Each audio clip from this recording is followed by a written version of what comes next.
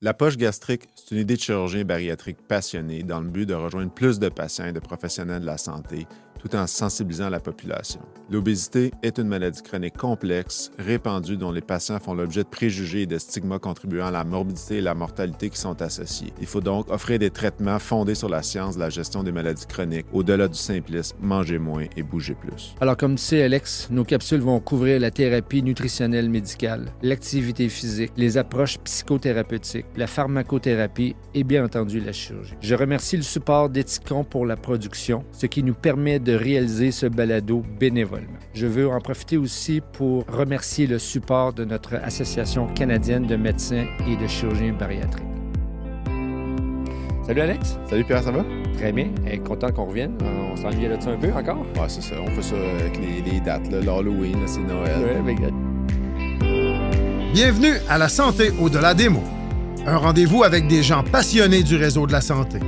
Jean-Pierre Gagné, lui-même médecin, vous fera partager sa passion pour le domaine et vous fera découvrir une foule d'invités et d'acteurs clés du réseau. Voici votre animateur, le docteur Jean-Pierre Gagné. Bonne écoute.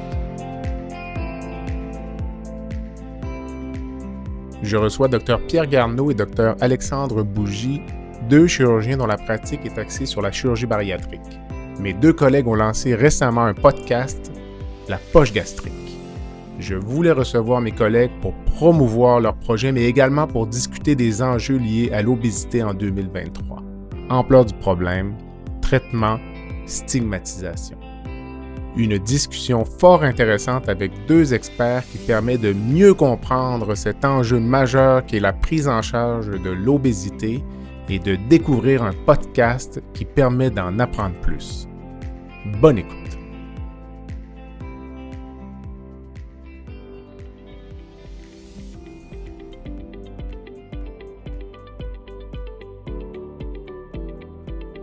Je prends un court moment pour remercier les commanditaires qui rendent possible la diffusion du balado La santé au-delà des mots. Groupe Conseil Beauchamp-Beaulieu Dessureau-Toupin, associé à la financière Banque nationale Gestion de patrimoine, Rempart Neurophysiologie, le groupe TIGE, Eurofin Environex et Go Mouton.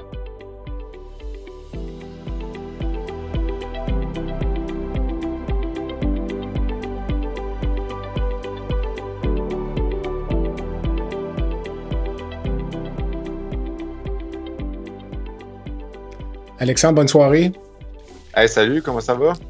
Bien, merci. Toi aussi, Pierre, bonsoir. Bonne soirée. Salut Jean-Pierre. Hey, merci, messieurs. Là, on prend le temps, on est presque au réveillon. Là, puis, il y en a qui ont des soupers ce soir. Puis, vous avez accepté de me donner 30 ou 40 minutes de votre temps. On va essayer de rentrer ça court. Mais je voulais vraiment parler de votre projet que je te trouve emballant qui s'appelle La poche gastrique. Donc, d'abord, ça vient d'où ce projet-là, Pierre?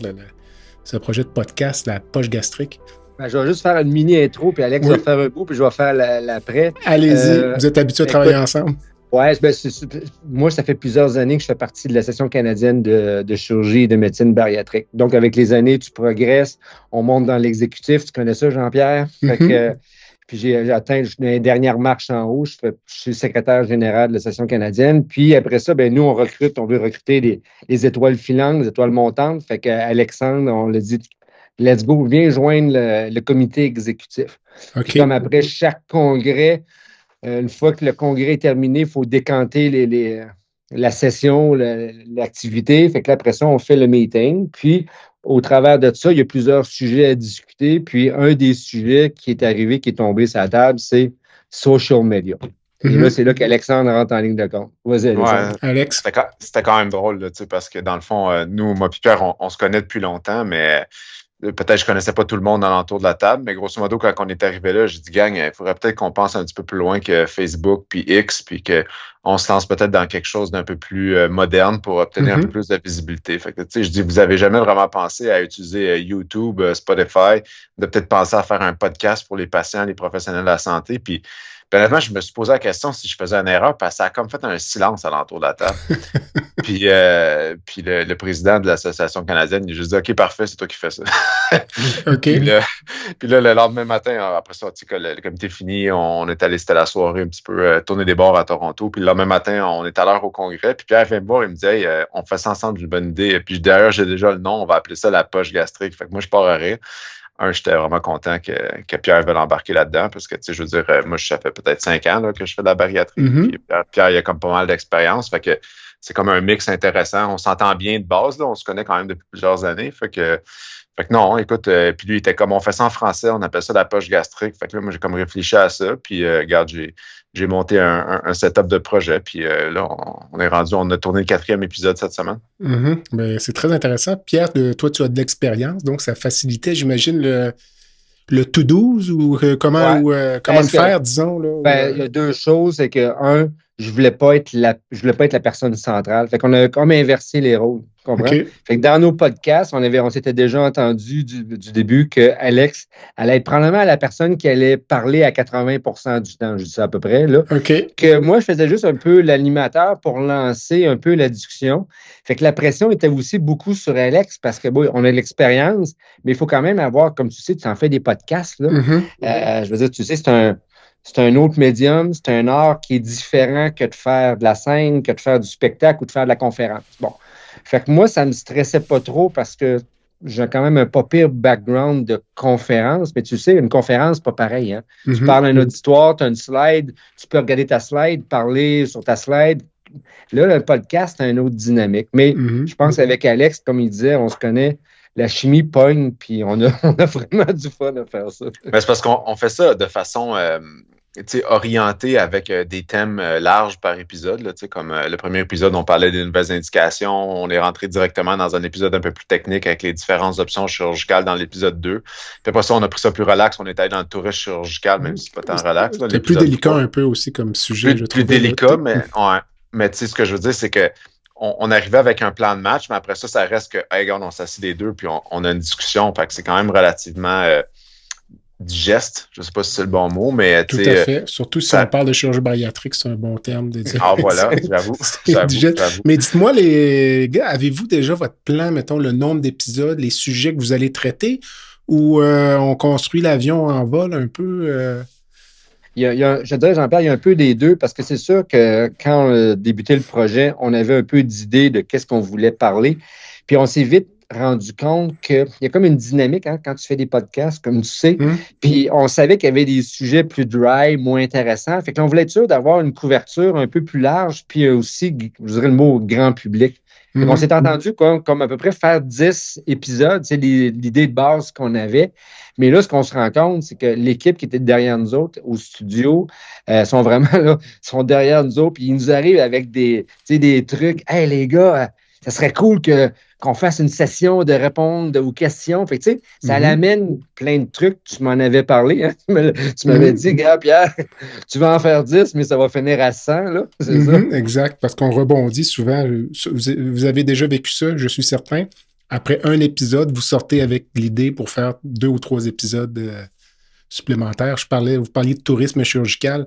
Je verrais très bien un patient ou une patiente venir raconter son aventure, les malheurs qu'elle a vécus, ses regrets, les bons coups, les mauvais, ou peut-être des expériences positives aussi. Donc, écoute, c'est une belle aventure. Alex, c'est une bonne idée, celle-là, on va retenir celle-là. C'est notre 12e épisode, celle-là. Exact. Dites-moi, mais à la base, quand vous avez cette idée-là, c'est pour qui le podcast? Est-ce que c'est pour les patients, les cliniciens? Si c'est pour les cliniciens, est-ce que c'est pour les chirurgiens bariatriques ou c'est pour... Ouais. Je pense que la première idée, c'était vraiment pour les patients. Okay? Il y avait une optique de rayonnement pour l'association canadienne. Là. Ça restera à voir si c'est quelque chose qu'ils retiennent ou pas. Je pense que c'est devenu un peu le bébé à moi et Pierre, là, par honnêtement pure passion pour le domaine. Là. Mais je pense que, Pierre, tu me corriges si tu as des choses à ajouter, mais je pense que c'est vraiment dans le but premier d'avoir une ressource d'information privilégiée pour les patients pour avoir accès à ce que se disent, mettons, deux chirurgiens sur des sujets précis. Puis comme c'est comme ordonné dans, mettons, les 10 premiers épisodes comme des choses, si les gens veulent aller s'informer sur les types d'indications, les types de chirurgie, il y a un des épisodes qui, je pense, vont être utiles avant de venir nous voir en consultation. Ceci étant dit, on voulait aussi que ça soit admissible ou fonctionnel pour le grand public, mais aussi pour les professionnels de la santé qui connaissent peut-être moins bien le sujet. Avez-vous peur d'être trop populaire, que les patients courent après vous? Non. Ils nous en parlent dans les cliniques déjà, en tout cas. OK. Ouais. Mais je rappelle juste pour compléter ce qu'Alex a dit, quand Alex, lors du meeting à la session canadienne, avait parlé justement du faire différemment pour les social media, c'est sûr que la session canadienne, nous autres, ils pensaient qu'on arriverait avec un truc qui mousserait l'association canadienne. Fait que tu comprends? C'était comme un peu le prémisse de départ. Mais rapidement, quand on s'est installé, qu'on a commencé à en parler, c'était évident que c'est pas là que ça finirait, puis que l'intérêt viendrait des patients. Ça, c'était évident. Puis comme Alex a dit, rapidement, quand on a commencé à faire les premiers épisodes, tout de suite, on a vu du monde arriver à la clinique. « Hey, j'ai écouté votre podcast, c'est bon, blablabla. » Puis c'est quoi? Moi, je pense que ça aide beaucoup aussi le paramédical qui est autour. Le patient, c'est super important, puis c'est une source d'information. Mais aussi, dans mon milieu ou dans le milieu d'Alex, on a des gens qui travaillent, ils connaissent ça un peu, mais ils ne comprennent pas trop. Tu sais, moi, l'autre jour, je te jure, là, on est en meeting, je suis sur Teams, là, une réunion de direction, là, puis tu as 8 personnes, tu as la PDG, la DSP qui est là, puis il y avait une autre personne au travers de la réunion. Puis juste en fin de meeting, elle lève la main avec un beau sourire et elle dit « Hey, by the way, Dr. Garneau, c'est super bon vos podcasts. » Tu sais, fait que c'est sorti du champ gauche de nulle part dans une réunion de la direction générale. Tu vois, moi, aujourd'hui, c'est un Inhalo qui est super bon pour zigonner la bougie, le TNG. On fait des cas bariatriques super efficaces avec lui tout le temps, mais dans le fond, il ne sait pas trop qu'est-ce qu'on fait. Tu sais. Il me disait ça aujourd'hui. Il me dit maintenant, je comprends vraiment ce que vous faites juste en écoutant. Fait que, tu sais, c'est quand même encourageant. Là. On a l'impression qu'il y a déjà un impact, en fait. Est-ce que ça pourrait vous imposer un certain devoir de réserve, par exemple, de vous empêcher de critiquer le système québécois ou critiquer votre hôpital, votre CIUS ou... Ben, écoute, c'est une bonne question, Jean-Pierre, parce que tu vois, cette semaine étant avant-hier, hein, c'est ça, Alex? Ouais. On avait une invitée qui était notre première invitée dans nos podcasts, qui est Dr. Myrna Hazard, qui est une de mes confrères à moi, qui est super bonne. Mais tu sais, elle avait une, je dirais pas une gêne, mais une restriction par rapport justement, tu sais, nous autres, on parle comme des chirurgiens. Hein. Je dis pas qu'on sac, on ferait jamais ça, non, là, mais tu sais, on a le langage facile, puis tu sais, on parle beaucoup avec les noms commerciaux. Tu sais, on a été éduqués comme ça. Alors, elle voulait pas. Puis là, c'est une contrainte. Mais là, j'ai dit, tu sais, Myrna, j'ai pas le choix. Là. On fait ça grand public. J'aurais pas le choix. Je vais te le sortir, le mot. Puis là, on s'en regardait, Alex, puis moi, pour rien, tu sais, Ozempic, là, tu sais, juste pour mettre tu sais, un peu faire vibrer. Fait que, oui, ta question est super bonne, Jean-Pierre, parce qu'il y a une limite qu'on peut pas passer. Puis ça, c'était un exemple aussi qu'on s'est questionné justement, OK, puis même ce qui est arrivé, une longue histoire, il y a eu un problème à l'enregistrement, il y a eu un problème technique, il a fallu qu'on reprenne l'enregistrement. OK. Fait que ça nous a permis justement de débriefer la première manière de le faire, puis là, je pense, hein, Alex, on a mieux structuré la manière de parler, c'est mieux. Parce qu'on a fait plus attention, puis on a lancé le gros mot qui commence par O, mais il n'a pas fallu, on ne l'a pas répété 25 fois, mais tu sais, on l'a mis d'une manière mieux structurée. Fait que oui, je pense qu'on a un devoir de réserve pour répondre à ta question. C'est le premier devoir de réserve. Le deuxième, on ne doit jamais oublier qu'on est médecin, chirurgien, puis lorsqu'on s'exprime publiquement, on n'enlève pas un chapeau pour en mettre un autre. Donc, non, c'est ça, il faut faire attention. Je pense que d'ailleurs, on l'a vu passer dans les médias récemment avec le conflit israélo-palestinien. Il y a des gens qui sont sortis avec des opinions politiques puis qui sont ramassés avec des centaines de plaintes au Collège des médecins. Il faut faire attention. C'est ça. Fait que moi puis Pierre, on n'a pas la langue dans notre poche, vraiment, là, je pense, mais je pense qu'on se force à avoir un certain devoir de réserve. Puis d'ailleurs, une des façons que moi, je me freine, c'était clair avec l'équipe de production, là, parce qu'ils sont vite, ils ont le doigt sur la gâchette, puis quand ils ont le matériel, ça sort.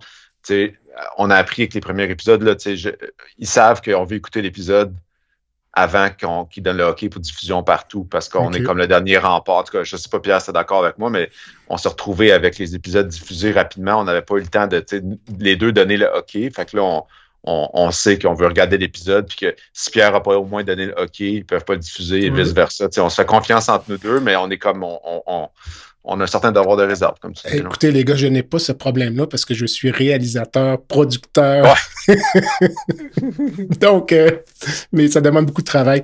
Pierre, je t'ai entendu dire, je ne sais où, que le terme même, ou le thème, le mot chirurgie bariatrique va disparaître un jour. Ben, tranquillement, on s'entend Pourquoi? que c'est parce que c'est une mouvance de stéréotypes qu'on appelle. OK? OK. On s'entend, le mot obésité, bon, le mot va être encore là, mais on est en train d'arrêter de stigmatiser le patient en surpoids avec un problème d'obésité. Fait que là, on est en train de plus focuser sur le côté vraiment médical et non sur l'aspect surpoids, puis l'aspect qu'il y a à l'extérieur. Fait que bref, c'est une mouvance que je pense qui fait full de sens. Et la communauté va aussi vers ça. Dans tous les congrès, hein, Alex, on en reçoit, tu sais, même nous, des fois, on va, exemple, avant un congrès, quand je présente dans un congrès, on en reçoit même les directives du congrès. S'il vous plaît, ne pas utiliser tel mot. Si vous parlez de ça, vous allez parler de patients souffrant de problèmes d'obésité, tu sais, et non un obèse. Tu comprends? On enlève le directionnel, on va parler plus d'une maladie, donc d'un patient qui souffre de telle maladie. Comme on va dire qu'un patient qui souffre de diabète, il souffre de telle affaire, ben, il souffre de ça. Et non dire un obèse. Il y avait une présentation complète de 45 minutes au dernier congrès à Toronto, là, au mois de mai, sur ça, sur quels étaient les termes, les mots, la façon. Tu sais, ne serait-ce que, tu sais, mettons, monsieur, madame, tout le monde, là, on n'est pas nécessairement habitué de demander aux patients la permission de parler d'un de leurs problèmes de santé. C'est sûr que quand nos patients viennent en clinique de bariatrique, je suis pas Pierre, là, moi, je ne demande pas à tout le monde si j'ai la permission de parler de leur poids. Mais mettons que le patient vient pour une autre raison. Je sais pas, moi, tu vois un patient pour une hernie incidentielle ou une hernie, whatever, je vais dire, est-ce que on peut parler de votre poids. Ça, c'est une des directives, dans la pratique des changements de clinique, c'est de demander aux patients l'autorisation de parler de leur poids avant de parler de leur poids pour que ça soit moins un peu agressif. Ou on se lance moins sur des guilt trips. Fait que, en tout cas, c'est pour compléter ce que tu dis. Puis tellement qu'en plus, dans les nouveaux guidelines canadiens, Alex, ça fait partie d'Obésité Canada. Ça fait partie d'un des outils qu'ils ont développé qui recommandent fortement à tous les médecins qui travaillent en pratique générale. C'est une espèce de poster, finalement, là, qui parle un peu des paradigmes, de quoi dire, quoi faire attention, comment justement aborder la discussion. Moi, contrairement à Alex, moi, je ne fais plus aucune chirurgie générale. Je ne fais que de la chirurgie bariatrique. Fait que le patient, quand il rentre dans mon bureau, il est référé pour se faire opérer. Mais je veux dire, je ne parle pas d'obésité, on parle de ses problèmes médicaux, puis on prend une décision à la fin. C'est différent de ce qu'un médecin de famille peut, par exemple, traiter un problème, je dirais, cutané, puis il regarde le patient, puis il trouve vraiment que le surpoids du patient est un problème. Mais il va falloir qu'il rouvre la discussion. Okay. Et c'est intéressant, Alexandre, ce que tu dis, parce que hernie incidentielle, c'est un de mes champs de pratique, puis l'obésité est un enjeu majeur, comme tu sais. Donc, là, je me dis, moi, si j'ai un patient qui rentre dans mon bureau, qui a fait 2 infarctus, qui a une fraction d'éjection à 15 %, est-ce que je vais lui demander la permission pour lui parler de sa condition cardiaque? La réponse est non. Moi, je te dirais que je ne m'empêche pas de parler du surplus de poids. C'est la portion centrale du problème. J'ai l'impression de le faire sans critiquer, sans stigmatiser, mais je dis l'enjeu ici, c'est le surplus de poids, puis je ne porte pas de jugement sur le pourquoi, le comment, mais je te dirais, Jean-Pierre, il faut adresser ce problème-là, sinon on ne peut pas traiter votre hernie. Tu as raison. Moi, je te dirais que la mouvance il y a vraiment une différence de sensibilité du côté anglophone canadien. Okay. On va dire ça comme ça. Il y a vraiment tu sais, quand on dit le rock, là, puis le Québec, l'approche francophone, l'approche anglophone est très différente par rapport à ça. Et je crois que pour le voir dans des différents comités, ça nous a pris du temps avant d'embarquer dans cette mouvance-là. Puis moi, je pense qu'ils ont raison, Jean-Pierre. Mais tu sais, comme tu dis, oui, il faut que tu en parles, mais le but, c'est juste de sensibiliser les gens. C'est pas d'avoir une approche de moine là, religieux avec la même, mais c'est en voulant dire, hey, faites attention quand vous parlez à votre patient. Je suis d'accord. C'est plus ça. Alors que nous, on avait une approche un peu plus garoche d'en face, badingue, là, puis le patient, il reçoit ça. Alors que le monde anglo-saxon, c'est comme, petit drapeau, faire attention, amener. Moi, je pense que ça m'a éduqué. Ça m'a éduqué, Jean-Pierre. Ça m'a donné OK, je vais parler différemment. Je n'utiliserai pas les mêmes mots de la même manière. Puis j'ai changé mon discours avec les années de la manière de parler aux patients.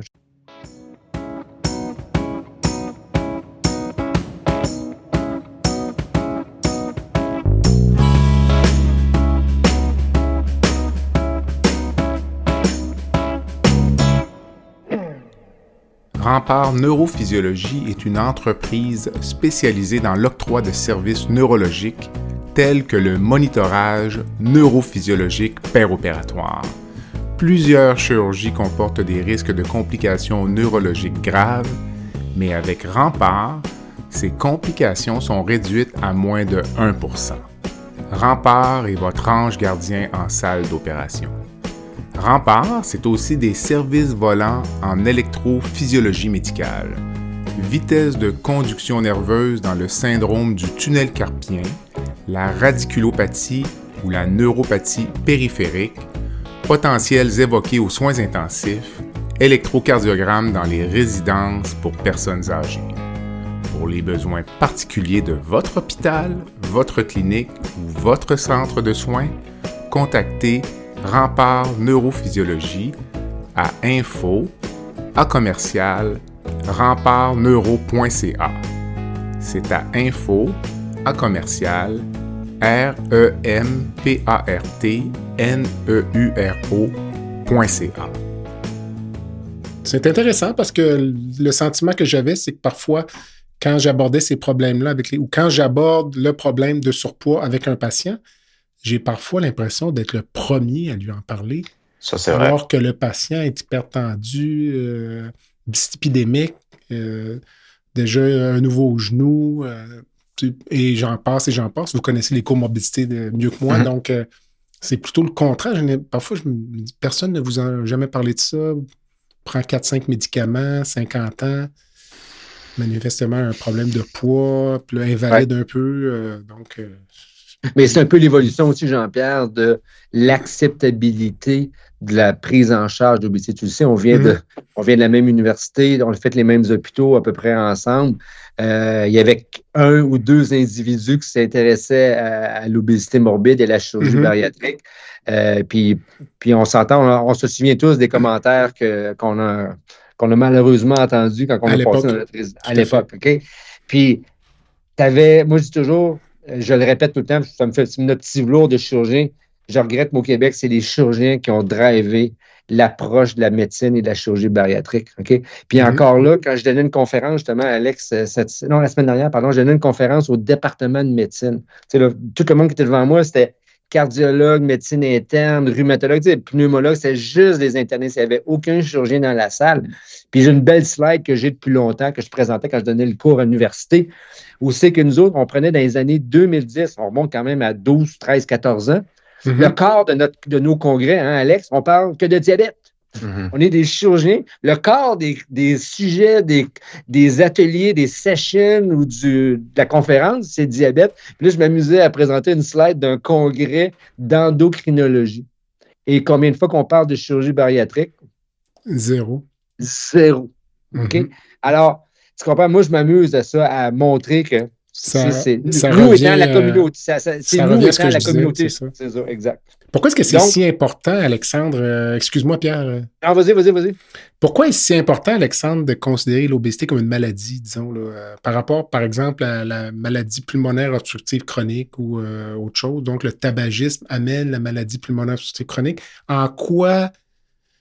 Qu'est-ce qui est une maladie dans l'obésité? C'est les comorbidités associées à l'obésité? Tu sais, il y a plusieurs... je pense qu'il y a plusieurs aspects à cette question-là, puis il y a plusieurs façons de répondre, mais une des choses, je pense, qui est le plus importante dans les nouvelles lignes directrices canadiennes, c'est de vraiment commencer comme professionnel de la santé par considérer l'obésité comme un problème de santé chronique, une maladie chronique, au même titre que l'hypertension, les cardiopathies, les accidents vasculaires, les cancers, c'est toutes des maladies chroniques. Puis dans le fond, c'est quoi une maladie chronique selon l'OMS? C'est des affections de longue durée qui, en général, évoluent lentement. Hein? C'est assez englobant sur pas mal d'affaires. Donc, mais c'est juste que ça nous permet d'être peut-être un peu plus sensibles. Puis après ça, quand tu parles à l'obésité, quand tu lis les lignes directrices canadiennes, essentiellement, on considère l'obésité comme une maladie chronique, complexe, évolutive, récidivante, fort répandue, qui se caractérise un peu comme tout le monde sans doute par une accumulation anormale de graisse finalement. Puis le problème, là, c'est que les personnes qui vivent avec l'obésité, ils font l'objet de préjugés, ils sont stigmatisés, puis ça accroît la morbidité, la mortalité. Alors, je me souviens, là, je te donne pas la référence parce que je m'en souviens pas, mais je me disais, à un moment donné, je lisais le taux de pourcentage de screening pour les cancers colorectaux, les pap tests pour les cancers du col chez les patients qui souffrent d'obésité morbide, ben ils sont moindres. Fait que tu prends, mettons, une maladie comme le cancer de l'utérus, c'est de la prévalence est augmentée chez les femmes qui souffrent d'obésité, ben ils ont moins de screening que dans la population normale, ça fait pas de sens. Fait que ceci étant dit, tu sais, c'est que ça permet de... Puis là, je vais faire quand même une nuance parce que je pense que c'est super important. C'est important que les patients se sentent écoutés puis capables d'en parler pour être capables de rentrer dans la bulle, pour être capables de discuter potentiellement des avenues thérapeutiques. Puis c'est pas une chose juste de chirurgien. Je sais pas, Pierre, tu vas sûrement être d'accord avec moi, mais que la chirurgie, ça leur donne un outil, mais il faut que les patients commencent à faire des bons choix alimentaires parce que s'ils mettent pas la thérapie nutritionnelle comme une part intégrante de la chirurgie qu'on leur offre, ben ça marchera pas. Puis il y a de plus en plus de gens qui font un traitement médical d'obésité. T'sais. Mais on peut pas juste leur dire de bouger plus puis de manger moins. Ça marche pas. Là. Toutes les études randomisées par tout sur la planète ont démontré que si on fait pas de chirurgie, ça marche pas, mais que quand je dis ça marche pas, là, il y a du 2 à 3 % de réussite. Dans obésité morbide, IMC à 40, si on donne pas une chirurgie, mais on leur donne des médecins, des traitements médicaux, des entraîneurs, des nutritionnistes, les patients ne sortent pas de l'obésité dans un taux de 97-98 % des patients. Puis là, avec une chirurgie bariatrique, ben, on induit des pertes de poids dans le ordre de 20 à 30 % de perte de poids totale. Puis les patients arrivent à finalement arriver à leur fin. Ceci étant dit, il ne faut pas déresponsabiliser les patients par rapport à l'importance des habitudes de vie. Les patients qui réussissent à perdre du poids médicalement, pourquoi ce 3 %-là, qu'est-ce qu'ils font? Qu'est-ce qu'ils ont? C'est génétique? C'est comportemental? Parce que j'ai eu en entrevue, vous pourrez l'écouter, Jacques Aubin, un gars connu là, qui travaille dans le domaine maintenant, fait des conférences, fait la promotion des saines habitudes de vie, a perdu 220 livres. Il a décidé un matin, OK, ça s'arrête. C'est terminé. Mais puis on commence tranquillement à bouger un petit peu, changer l'alimentation. Puis lui, il dit c'était dans ma tête. Là. Il dit ça se passait dans ma tête. Là. Je réglais des anciens conflits de jeunesse. Je mangeais pour passer à travers ça. Là. Tu sais, je vais dire quoi, Jean-Pierre, répondre à ta question que tu viens de poser là, c'est une question qui est très difficile à répondre sans faire de stigmatisation. OK? Parce que. Ben non, mais parlons, disons, des beaux côtés. Là. Parlons de ceux qui réussissent. Pourquoi ces gens-là réussissent? Je dirais qu'on s'entend que l'obésité, Alex en a parlé un peu tantôt, c'est un amalgame de paquets de facteurs. Okay? C'est autant génétique, comportemental, éducationnel, nutritionnel, émotif. Malheureusement, on le sait, parce qu'Alex et moi, on en fait beaucoup. Il y a un côté qui est supra-épaule au niveau émotif chez ces patients-là. Et moi, ce que je vais te dire comme commentaire pour rester en axe avec ce qu'on disait tantôt, c'est que le problème que je vois, c'est on étant le patient, attend trop tardivement dans son évolution de son surpoids pour l'attaquer. Okay. Alors, si, exemple, un patient ou un individu, pas un patient, on ne dirait pas le mot patient, on va dire un individu, je ne sais pas trop, il ne file pas de ce temps-là, il gagne 15-20 livres, whatever. Si tu ne l'attaques pas tout de suite, là, ta problématique, ce qu'Alex disait, c'est quand tu vas tomber à morbide, à ton IMC à 40 et plus, ton taux de succès, il va être faible, il va être à 3-2 % d'efficacité. Alors que si tu as juste, mettons, pris juste un grand mot, mais un 15, un 20 livres, tu attaques tout de suite ce 15-20 livres-là, ton taux de succès va être pas mal plus élevé. OK? Alors, moi, je dis souvent à mes patients, tu essaies de les réconforter aussi dans leur discussion intérieure, dans leur tête. Moi, c'est comme un entraînement olympique. Là. Quelqu'un qui décide comme M. Aubin, tu parlais, là, hey, c'est une discipline de faire, ça, Jean-Pierre. Là. Ça demande là, quelqu'un là, qui est. Puis même un athlète olympique, même un joueur de hockey professionnel, à un moment donné, là, il give up. Là. Tu le sais, là, il est plus capable. Là. 25 heures d'entraînement par semaine, là, que le régime militaire, blablabla, à un moment donné, les gens, je ne dis pas qu'ils explosent, là, mais ils sont plus capables.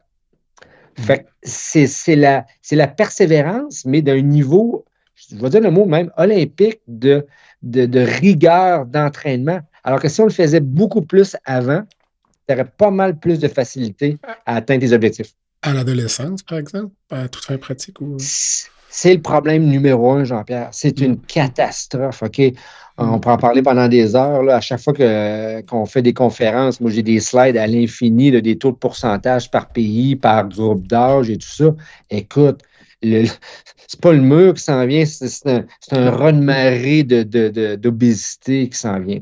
Je me trompe pas ou je lisais il y a 1 an et demi que c'est pour la première fois l'espérance de vie reculait aux États-Unis en raison de l'obésité. Puis là, je regardais vite passer un article il y a 2 semaines, puis sur le site du NIH américain, le National Institute of Health, les prévisions, c'est que 50% de la population américaine va être obèse. Donc ça, on n'a pas le droit de dire ça, hein, obèse, Pierre, mais va souffrir d'obésité avec un IMC au-dessus de 30, 50% de la population américaine en 2030. Pas en 2060, en 2030. Fait que d'ici la fin de la décennie, il va y avoir plus de 50% de la population américaine. Puis le Canada est moins pire, mais on les suit là, d'un horizon 5-10 ans. Tout à fait. Si je ne m'abuse, au Canada actuellement, si on associe obésité et embonpoint, on est à 60%. Mais je vous suggère la lecture du livre de Pierre Lavoie, « Faut que ça bouge », qui est sorti récemment. Ouais. Okay. Les statistiques de surpoids sont un élément du livre. La sédentarité, le temps devant les écrans. Tu parlais d'un tsunami, Pierre. Écoute, donc, je trouve. C'est sûr qu'il y a de la prévention à faire. Hein. On parle de coûts, là, mais c'est sûr qu'on ne fait pas assez de prévention. Je pense que comme société, on est meilleur, par exemple. C'est plus trop à mode. Bon, c'est peut-être à la mode de vapoter, là, mais fumer la cigarette, on a compris. Il y a eu des campagnes de publicité. Je pense que les gens comprennent, mais de saines habitudes de vie, ne serait-ce que de faire des bons choix alimentaires, puis de faire de la marche 30 minutes 3 fois par semaine. Je dis n'importe quoi, là, mais vraiment pas s'entraîner en fou, là, juste de faire des bons choix alimentaires, puis de bouger un petit peu. T'sais. Le podcast La santé au-delà des mots est une présentation du groupe conseil Beauchamp, Beaulieu, Dessureau, Toupin de la financière Banque nationale Gestion de patrimoine. Comme nous croyons que la santé financière fait partie de la santé globale, nous sommes heureux de nous joindre au Dr Jean-Pierre Gagné pour vous souhaiter une bonne saison de la santé au-delà des mots. Tu veux lancer ton propre podcast, mais tu ne sais pas comment t'y prendre? Pas de problème. Mouton Marketing peut t'accompagner de la conception au lancement. Envoie ton idée de podcast à bonjour@gomouton.com, bonjour@gomouton.com. L'univers du podcast t'attend.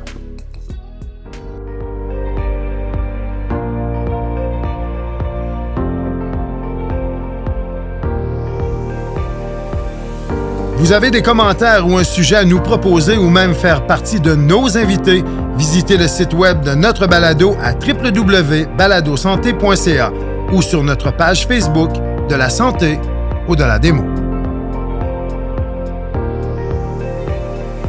Tu donnes une idée, ça soulève une question supplémentaire, c'est de faire des bons choix alimentaires. Savez-vous combien coûte le panier d'épicerie annuel pour une famille de 4 personnes en moyenne? 2 adultes, 2 enfants. Ce n'est pas une question du Collège Royal. Non. Ça coûte 16 000 Mm-hmm. Donc, c'est un luxe de bien manger. Donc, ça, c'est un autre problème. Là. Donc, je vais demander le sentiment que j'avais, messieurs. À l'époque, les patients étaient réticents à accepter ne serait-ce qu'une consultation pour aller voir un spécialiste comme vous. Là. Donc, ils ne voulaient même pas se rendre au bureau de consultation. C'est comme un peu une blessure narcissique ou une insulte qu'on leur propose une consultation. Est-ce que vous sentez ça encore aujourd'hui ou les barrières tombent un peu? Ben, tu sais, on a un billet de sélection. Hein. Ceux qui ne veulent pas nous voir, ils viennent pas nous voir. Mais est-ce que les patients rentrent à reculons, je dirais? Là, il y a différents profils. Ben, vas-y, qu'est-ce que tu allais dire? Non, vas-y, je partais pour dire moins de 5 c'est drôle parce que j'en ai eu une aujourd'hui qui était vraiment réticente. OK. Puis, justement, j'y disais, parce qu'on a une longue... Parce que c'est le genre de patient-là vraiment que l'addiction dure très longtemps. Elle est plus longue, beaucoup plus longue. Puis, j'ai dit, vous savez, madame, moi, en général, dans ma pratique, chez les femmes, pas chez les hommes, mais chez les femmes, 95% du temps, quand ils rentrent, ils veulent se faire opérer hier. Okay?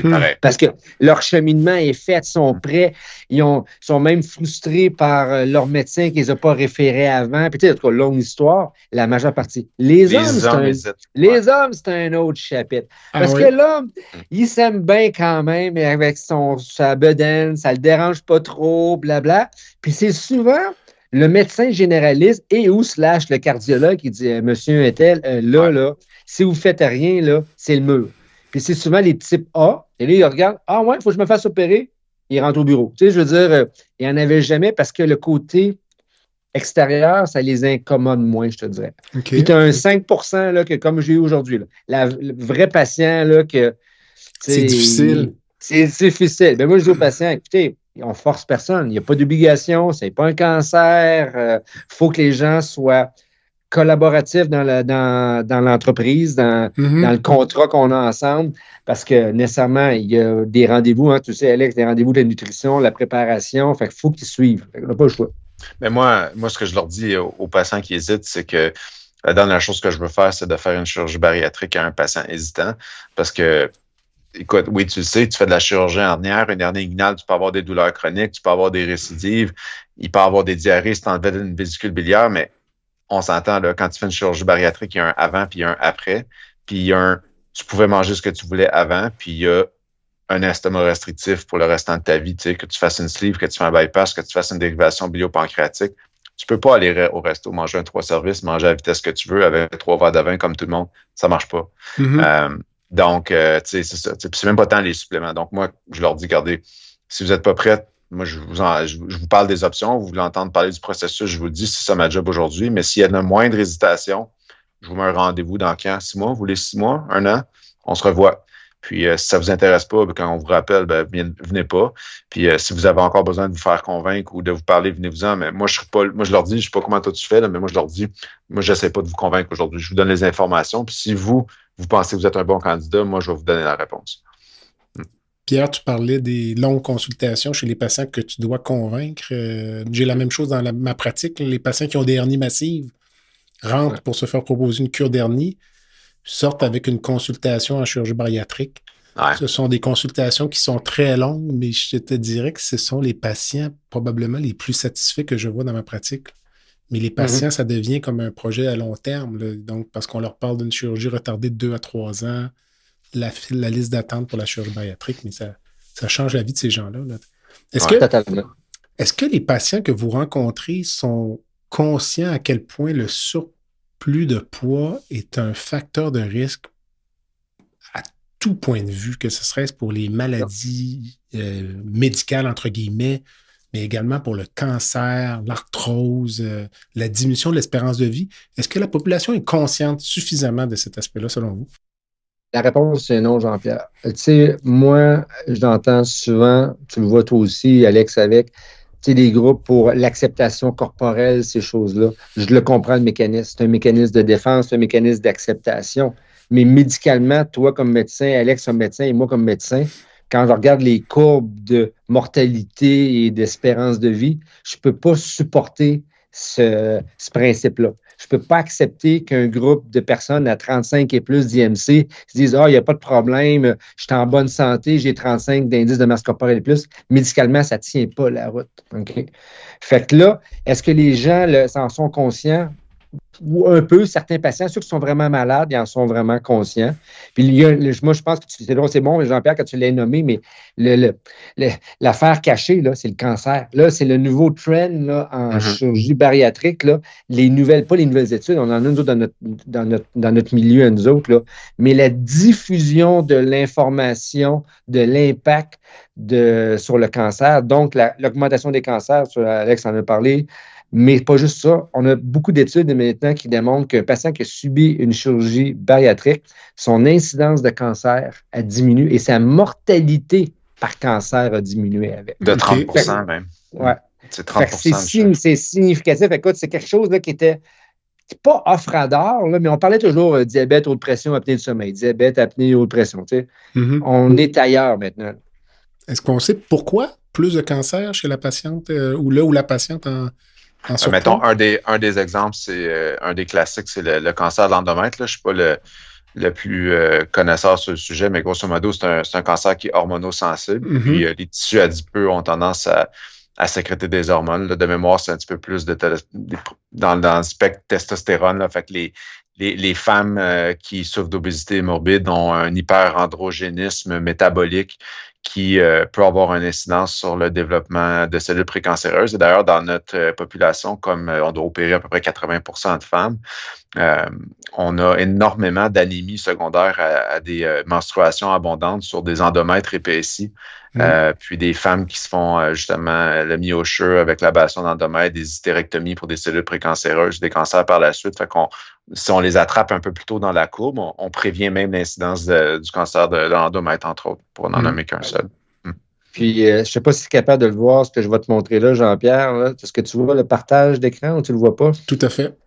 OK, là, tu vois, là, ça vient du journal des stations médicales américaines. Quand on parle de 2022, on parle de genre l'année dernière, là, qui vient c'est toute la présentation, le focus qu'on fait maintenant au niveau du cancer sur l'impact de l'obésité. Parce que, tu sais, on s'entend aux États-Unis, ils ont une coche de plus de sévérité d'obésité.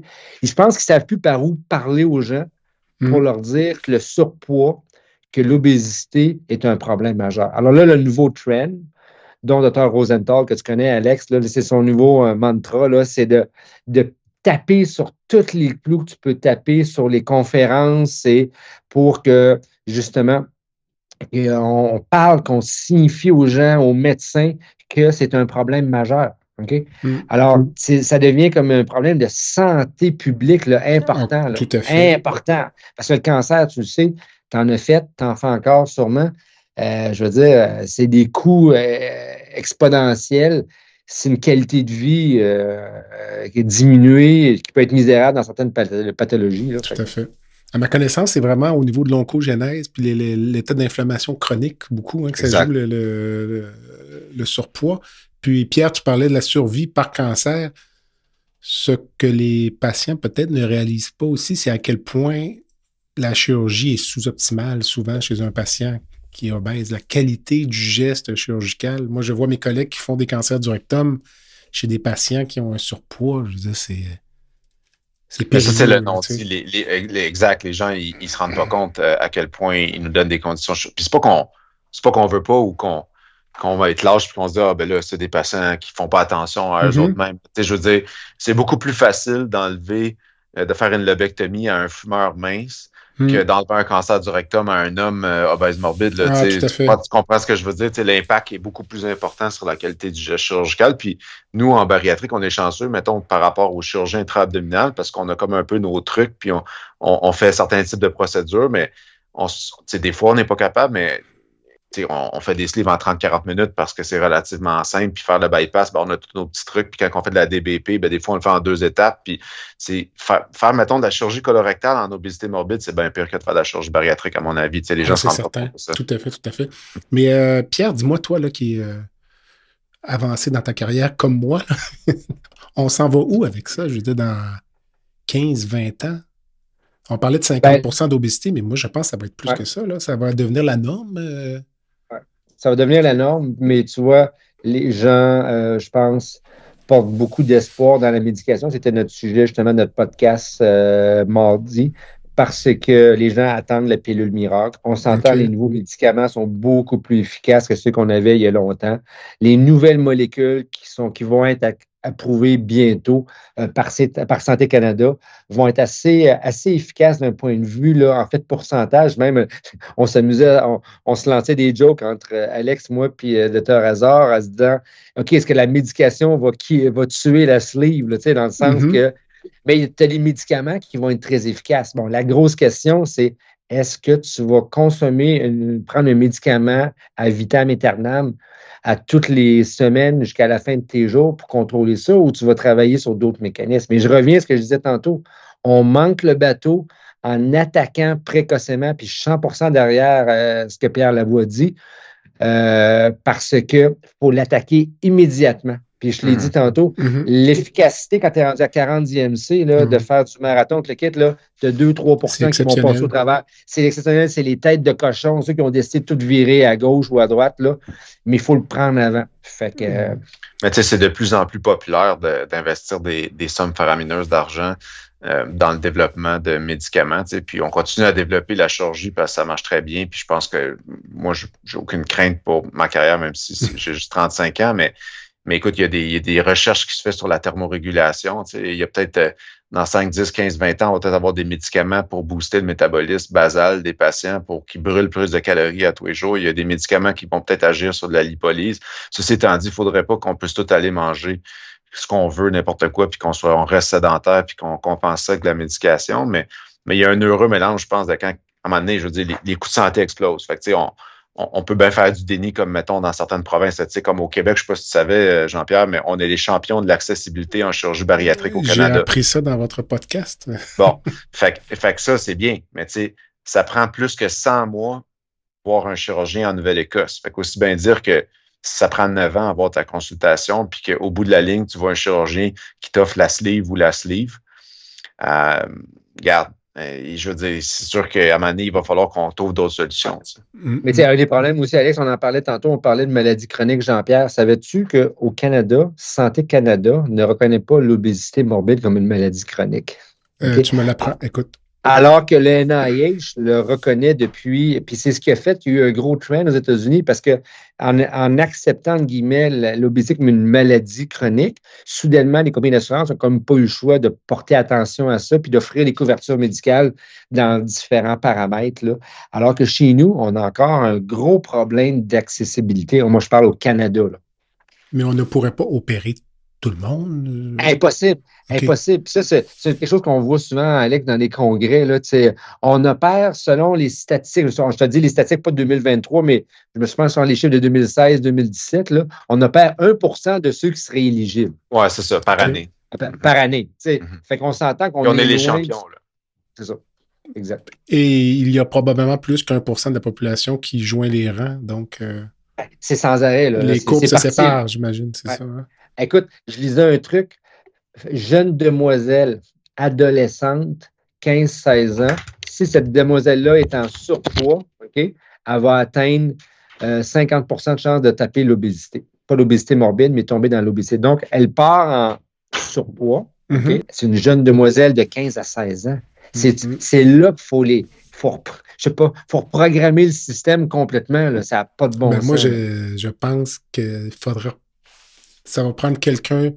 Ça pourrait être en guise de conclusion de ma part, mais ça va prendre quelqu'un qui a le courage politique d'attaquer ça, mais à l'enfance. Et de dire, tu sais, sortir les enfants des écoles, les faire bouger, puis changer complètement la culture. Là, écoute, je pensais, ce qu'on parlait tantôt de Pierre Lavoie, que je connais aussi, tu sais qu'on fait des trucs de vélo ensemble, puis il est parti sur une des meilleures tracks que tu peux pas avoir pour justement faire de la prévention, c'est d'amener les gens à bouger le plus possible.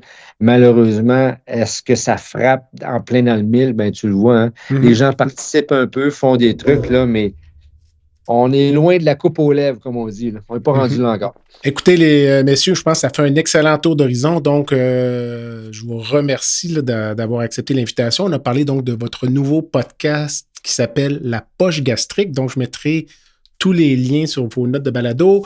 Pierre, tu connais la formule. Alexandre, c'est ta première visite, peut-être pas ta dernière. Il y a une petite baguette magique à la fin. Donc, en général, j'envoie une baguette à mes invités, puis on verra ce que vous allez faire avec. Mais toi, Pierre, aujourd'hui, là, tu ferais quoi dans le système de santé par magie si tu pouvais faire une chose? Écoute, parce que tu comprends qu'avec la job que j'ai, parce que je suis chef du département, moi, la baguette magique demain matin, là, si je veux, dans mon CIUS, je veux 1500 infirmières de plus pour pouvoir faire rouler l'hôpital à tous les jours, le bloc opératoire, régler l'urgence, puis que tout le monde se sente bien à l'hôpital. Alexandre, toi, ta baguette magique? Moi, ce que j'allais dire, là, puis Pierre, je m'excuse, on va un peu dans le même sens, là, mais j'allais dire que j'aimerais ça entendre les infirmières me dire que l'État est un employeur de choix, puis qu'elles sont contentes de venir, comme ça on pourrait les attirer. Alors moi aussi, la première chose qu'il m'aurait dit avec ça, c'est je veux que demain matin, j'entende dire que les infirmières sont contentes de leur employeur. C'est ce que j'aimerais pour qu'il y en ait plus. Pierre, ta rencontre de rêve, donc si tu pouvais ce soir avoir chez toi une personne vivante ou décédée, donc à souper. Écoute, tu m'avais déjà posé cette question-là. Je n'avais pas une longue liste. Je l'avais déjà donnée la première fois. Je pense que c'est Eddie Van Halen de mémoire. Eddie Van Halen, oui, c'est okay. Ça. Je vais même te montrer, j'ai même la guitare en arrière qui est là sur le mur accrochée. Fait que... Non. Écoute, vivant, honnêtement, j'aimerais bien ça. Aller manger avec Barack Obama, ça m'intéresse. Okay. C'est le genre de personne que ça m'intéresserait, ça. Surtout avec le nouveau film qui vient de sortir. Tu as vu qu'il était comme producteur, réalisateur d'un nouveau film qui vient de sortir, là? Tu vas le voir. J'ai vu un documentaire sur Netflix, je ne sais pas si c'est ça, c'est plus sur... c'est peut-être ça dont tu parles, là, donc... Ouais, sur les conditions de travail aux États-Unis, puis ça? Non, pas ça, c'est pas un documentaire, c'est un film. OK. Bon. Ouais. Toi, Alexandre, as-tu une rencontre de rêve? Ou... Ouais, moi, je vais sortir un truc de jeunesse par rapport. Là. Je dirais manger avec Metallica, moi. J'aimerais bien ça comprendre d'où ça part, cette affaire-là, puis comment ça fait que ça marche encore comme ça. OK, ben écoute, c'est un très bon choix. Messieurs, on se rencontre juste avant Noël, donc je vous souhaite des joyeuses fêtes. À toi aussi. Bonne chance avec la poche gastrique, puis je suis certain que les gens vont aller... À soir, j'ai mis ma chemise de boule de Noël. Hein? C'est moi qui l'ai fait par exprès ce matin. Alors, les gens vont aller écouter ça, je pense, puis en apprendre beaucoup, puis comprendre que c'est une maladie, qu'il faut déstigmatiser ça. Je pense que c'est important d'en parler. Probablement que plus on en parle, un peu comme le cancer peut-être. Hein? Avant, on ne parlait pas de cancer. Maintenant, on commence à parler de cancer colorectal. Les gens commencent à être à l'aise de dire qu'ils ont du sang lorsqu'ils vont aux toilettes, des choses qui étaient impensables il y a 15 ou 20 ans. Donc, c'est d'en parler. Plus on en parle, mieux c'est. Donc, je vous souhaite bonne chance pour la suite, puis on va vous écouter avec attention. Puis bonne continuité toi aussi après 2 ans. Excellent, à bientôt. Bye. Bye. Ciao, bye. Bye. Voilà ce qui complète le balado de cette semaine. Merci d'avoir été à l'écoute et le Dr Jean-Pierre Gagné vous donne rendez-vous la semaine prochaine pour un autre épisode, La santé au-delà des mots.